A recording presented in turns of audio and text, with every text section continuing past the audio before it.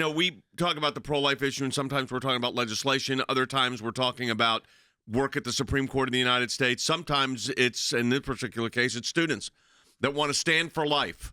And in standing for life, what they're finding themselves in a situation, and this has happened right now in Washington, D.C., it was after the March for Life was complete. A group of high school students, their teachers and chaperones, went over to the Smithsonian National Air and Space Museum.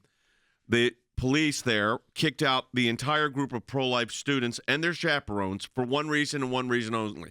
Were they being impolite? No. Were they causing problems? No. What did they do? They had a pro-life message on their hats. They all wore, which is very common when you see students on these field trips, and I got it up on the screen right now. It said, it was a Catholic school, said Rosary, pro-life. That was it. And that became the basis upon which these kids were kicked out.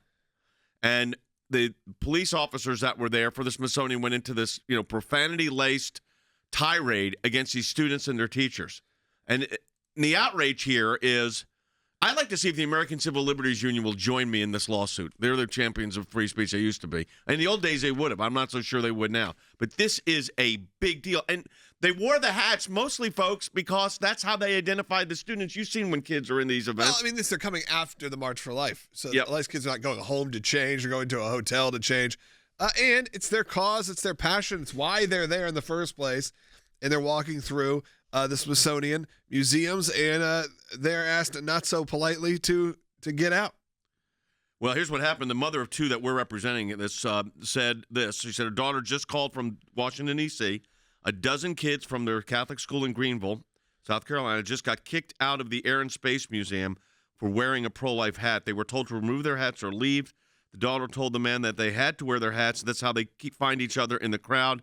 And then they were all just kicked out, including the teachers and the chaperones.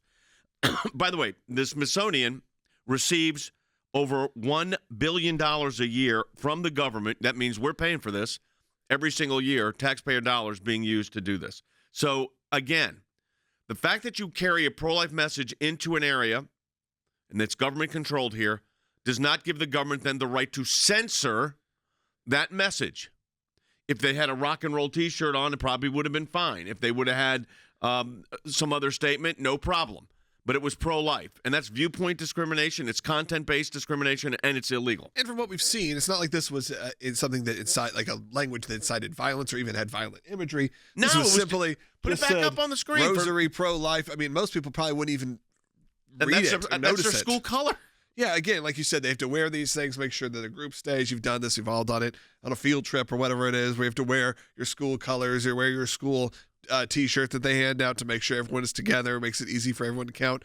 Sure, being pro-life in general can be controversial. Right now, of course, it's a hot-button issue, but this was not something that really pushed any envelopes in terms of imagery or words. This is simply just pro-life, and that was enough to get them kicked out of one of the most popular tourist attractions. Oh, in Washington. In Washington, D.C. There Probably are in the people country. with all kinds of expressive content on church in Washington, D.C.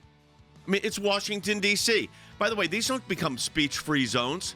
I haven't used that phrase since about 1987 because that was my very first case that was involving speech, and the government entity there decided they'd create a speech-free zone, and that's pretty much what they call it. And that's just not the way it works in the United States of America. We have the freedom of speech, and that includes pro-life students in Washington, D.C.